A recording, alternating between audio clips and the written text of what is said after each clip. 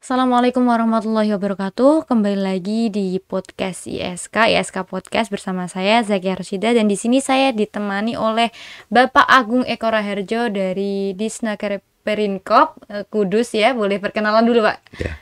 Oke. Terima kasih, Mbak. Selamat siang.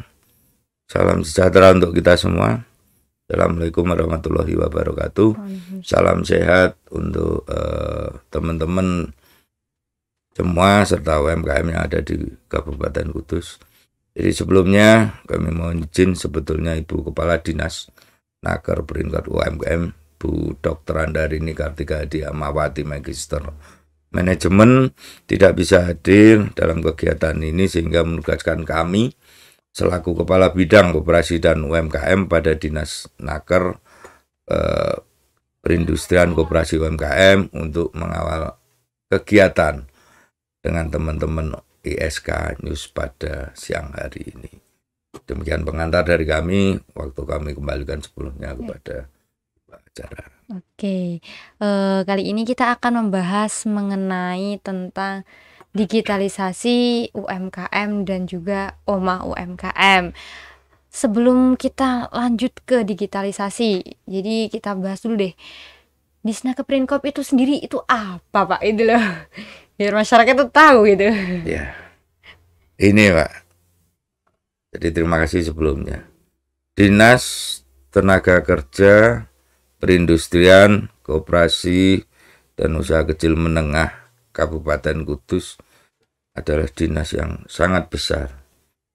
Dan ini dinas yang di tingkat pusat ini ada 3 menteri. Tapi di tingkat kabupaten kita 1 dinas, yaitu menterinya ada Menteri Tenaga Kerja, kemudian ada Kementerian Perindustrian, kemudian ada menteri 1 lagi Koperasi dan UKM. Ini tingkat nasional 3 menteri, tapi di Kabupaten Kudus dikemas menjadi 1 dinas. Oke.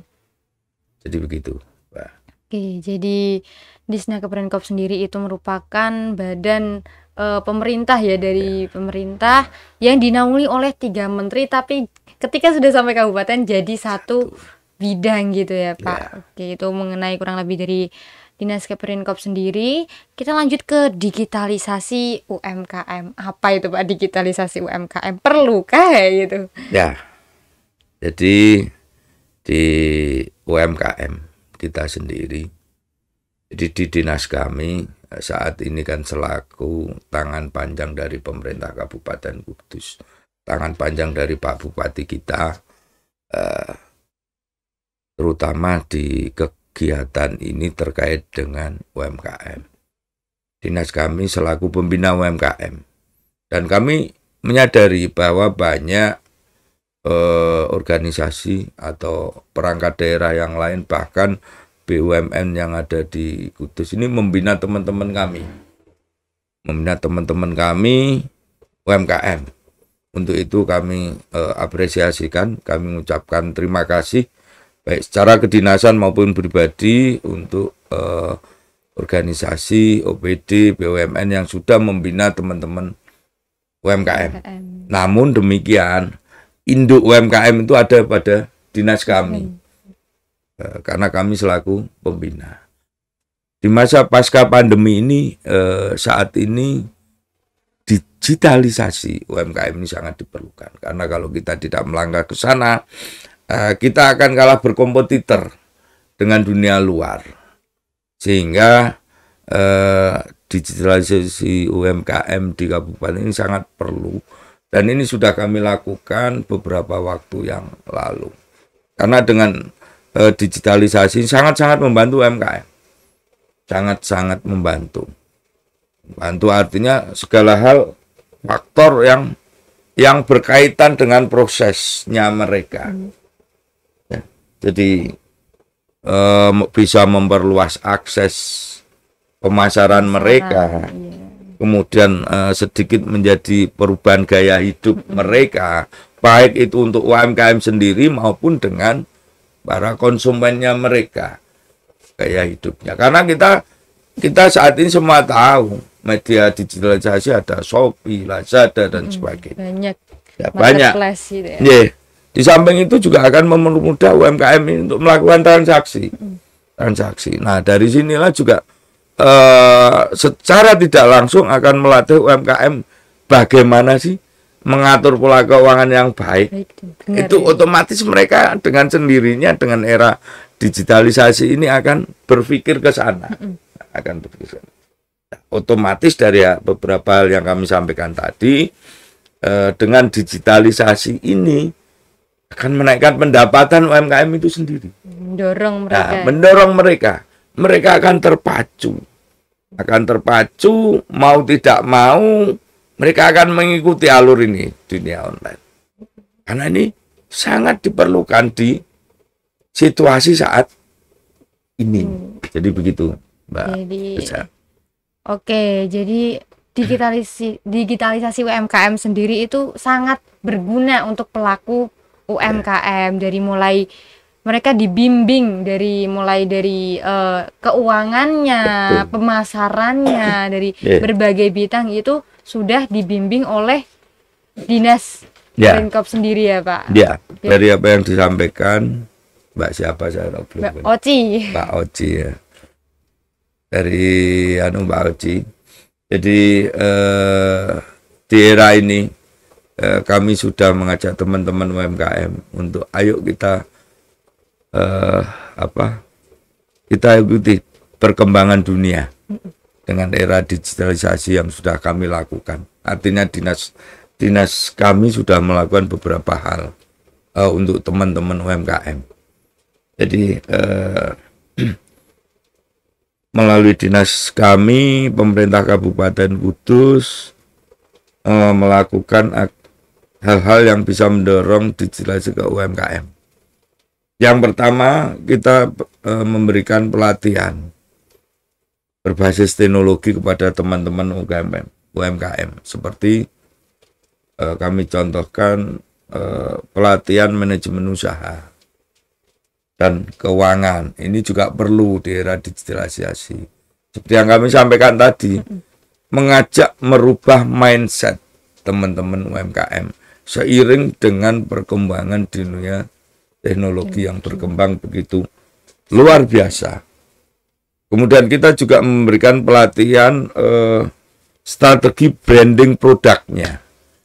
Karena branding produk ini akan berkompetitor di dunia digitalisasi. Jadi kita latih brandingnya nanti seperti apa produk mereka. Kita berikan keterampilan sehingga UMKM ini harapan kami dengan pelatihan itu, dengan branding produk, gaya dan style mereka ini, harapannya nanti berkompetitor di media online ini bisa menang sehingga menarik pembeli, menarik pembelinya.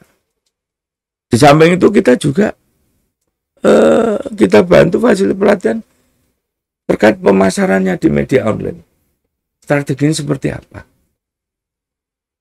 Bahkan kami pun juga mempersiapkan karena di dunia online public speaking. Cara berbicaranya. Cara berbicara saat mereka masuk di dunia online. Di tahun kegiatan 2022 ini kami contohkan pelatihan kami berjenjang.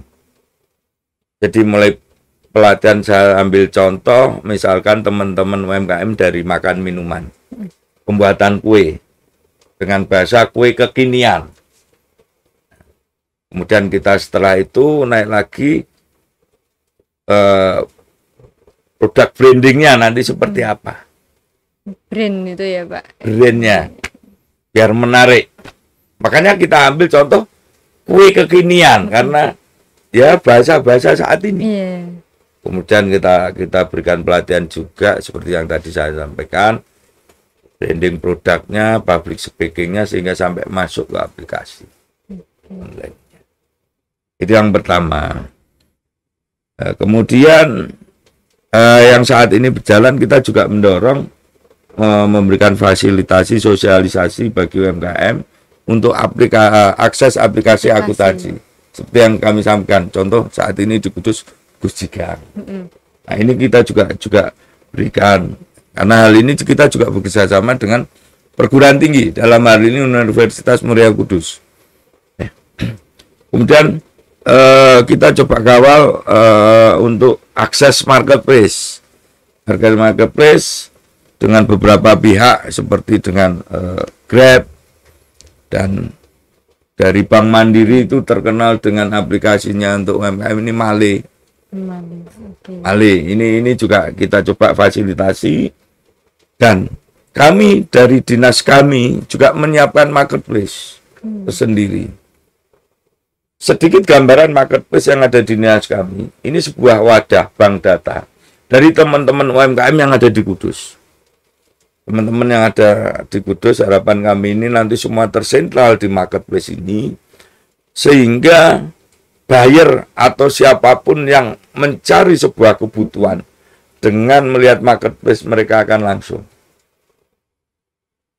Jadi tidak perlu susah payah. Kalau dulu-dulu kan misalkan dari mana Jakarta, sekarang sudah kita coba siapkan wadah marketplace ini, sehingga harapannya buyer atau konsumen mencari cukup di sana ngeklik cari itu. Karena kita punya data, insya Allah pada sampai hari ini data kita dengan data yang kemarin 2021 ada 17.182 UMKM. Namun saat ini lewat program pendataan dari kementerian, hari ini sudah 19.600-an. Dan ini kami pastikan akan bertambah karena pendataan ini akan berakhir di bulan November tanggal terakhir. Jadi November akhir ya. Ya, dan pendataan ini dilakukan kembali ada teman-teman dari UMK, para mahasiswa yang kita terjunkan ke lapangan. Kemudian pendataan yang dilakukan oleh kementerian ini juga sudah disertai geotaggingnya, foto fisik kegiatan usahanya. Nah ini nanti ke depan data yang program kementerian ini kami masukkan ke marketplace semua. Dan tidak menutup kemungkinan nanti kita akan bekerja sama dengan Blibli misalkan. Ambillah barang dari marketplace, dari Shopee. Sehingga ini salah satu peran dan tugas dinas kami selaku pembina UMKM dalam rangka mensupport mereka untuk bisa lebih maju, bisa lebih produktif.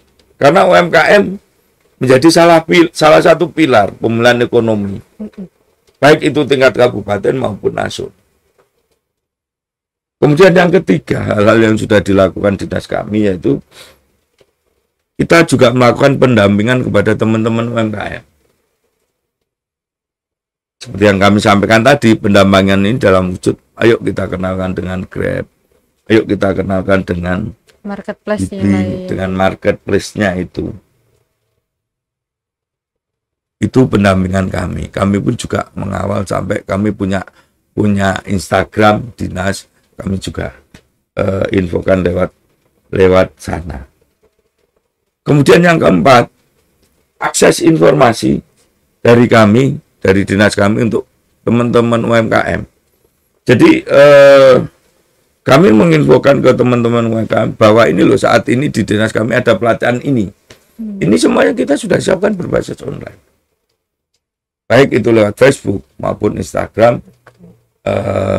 maupun web yang ada di dinas kami.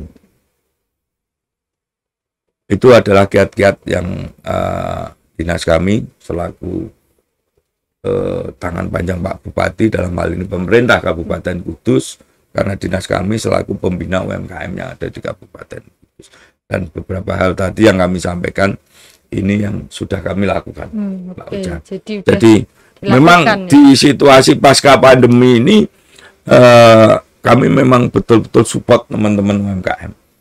Kami menyadari bahwa gelombang tsunami kemarin luar biasa, memporak-pondakan semuanya. Bahkan teman-teman UMKM ini ya down ya. Sangat-sangat down. Terutama di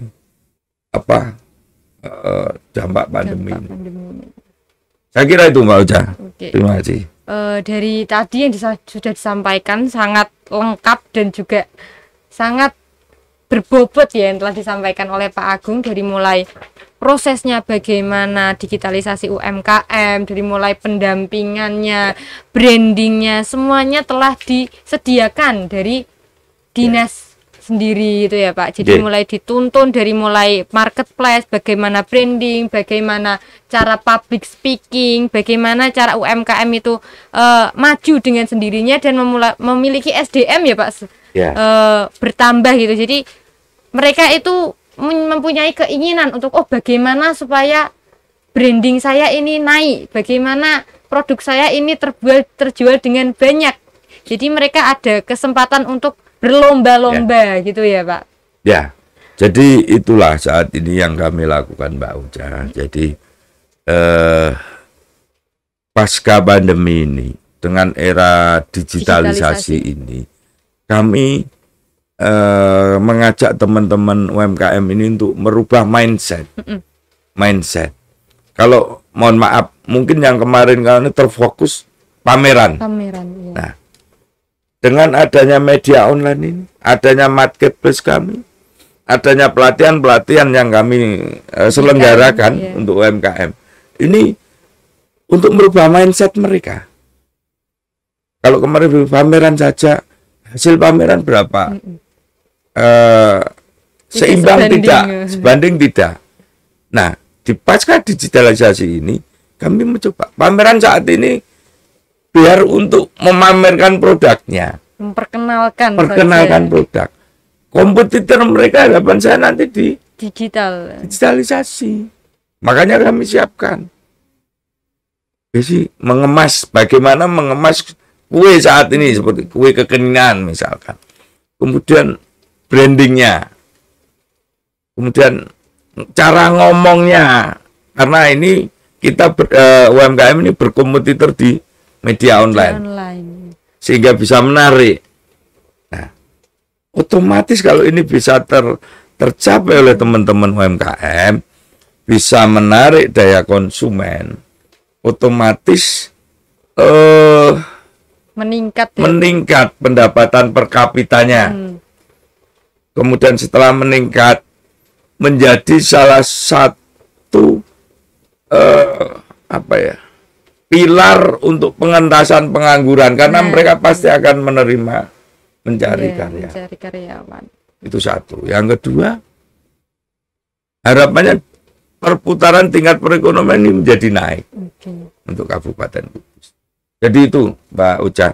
Jadi kiat-kiat di era digitalisasi saat ini yang ada di Kabupaten Kudus melalui dinas kami, Dinas Tenaga Kerja, Perindustrian, Koperasi dan UMKM, itu yang sudah kami lakukan.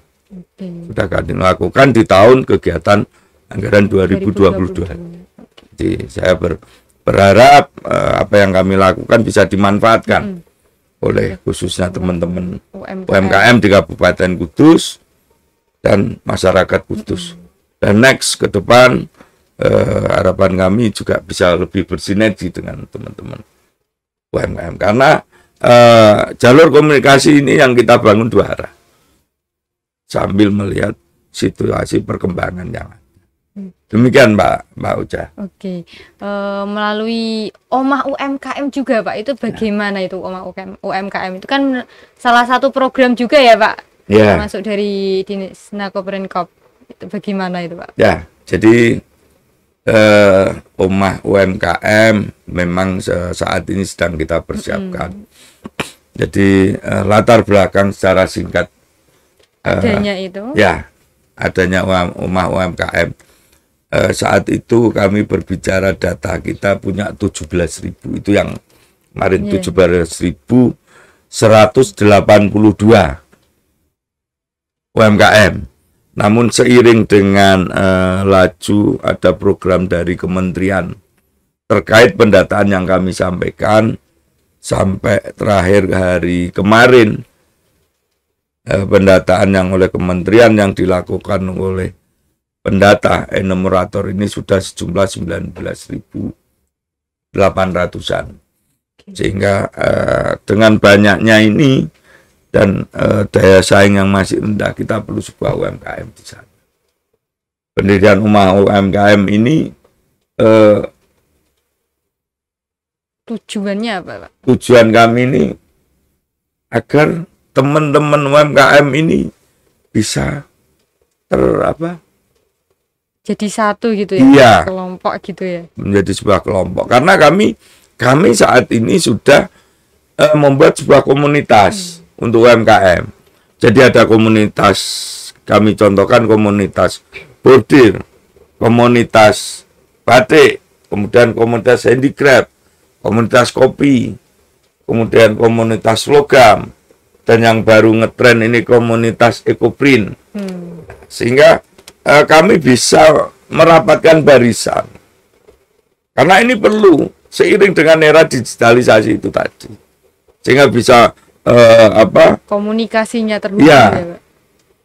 Mungkin bisa jadi tempat diskusi, apa yang menjadi kendala dengan adanya Omah UMKM ini, apa yang menjadi permasalahan.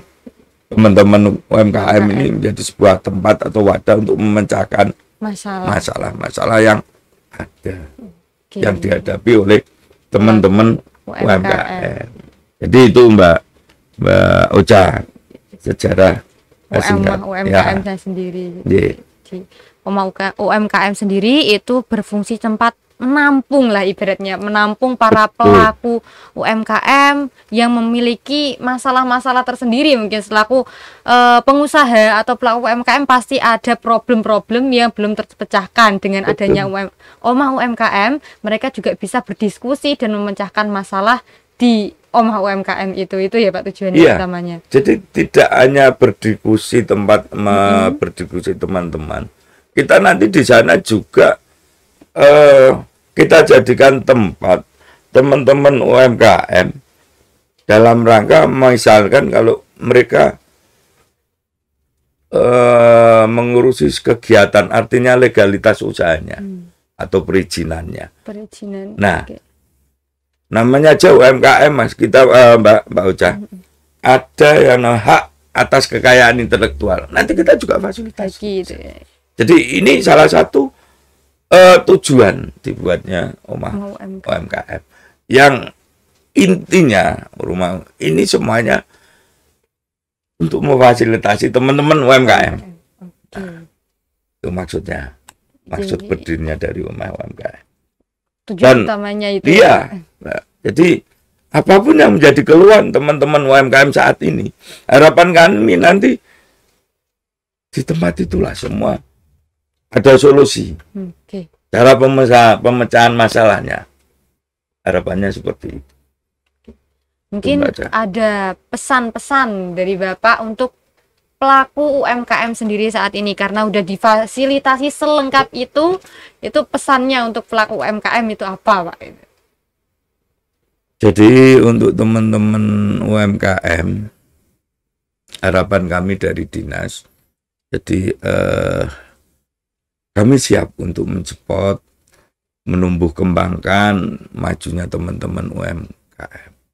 Apabila ada permasalahan, termasuk permasalahan dari segi legalitas usaha, kami siap untuk memfasilitasi, membantu. Bahkan saat ini kami juga mendapat info bahwa dari Kementerian Hukum dan HAM akan memberi kemudahan buat UMKM untuk membuat sebuah perusahaan perorangan yang berbadan hukum. Nah, ini adalah kesempatan untuk teman-teman UMKM, dan juga apabila teman-teman UMKM mempunyai ide cemerlang, apa yang sudah dihasilkan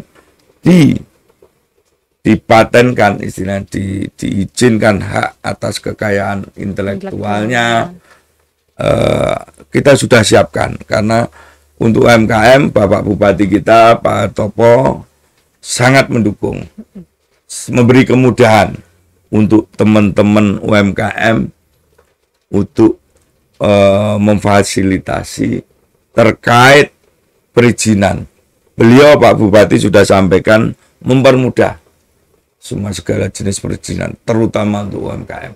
Karena itu tadi, dan harapan kami UMKM ini bisa memanfaatkan apa yang sudah kita sediakan. Dan harapan jangan segan dan sungkan apabila menemui permasalahan, silahkan datang aja ke dinas kami, Dinas Tenaga Kerja, Perindustrian, Koperasi, dan usaha kecil menengah yang ada di desa Sungai. Pintu kami akan terbuka dan insya Allah kami akan segera untuk memberikan solusi yang terbaik untuk kita semua. Demikian Mbak Ocha. Oke, itu tadi panjang lebar dan yang berbobot sekali yang telah disampaikan oleh Pak Agung. Terima kasih atas waktunya yang telah disampaikan mengenai tentang digitalisasi dan juga UMKM. Kurang lebihnya saya mohon maaf, saya pamit undur diri. Wassalamualaikum warahmatullahi wabarakatuh. Waalaikumsalam warahmatullahi wabarakatuh.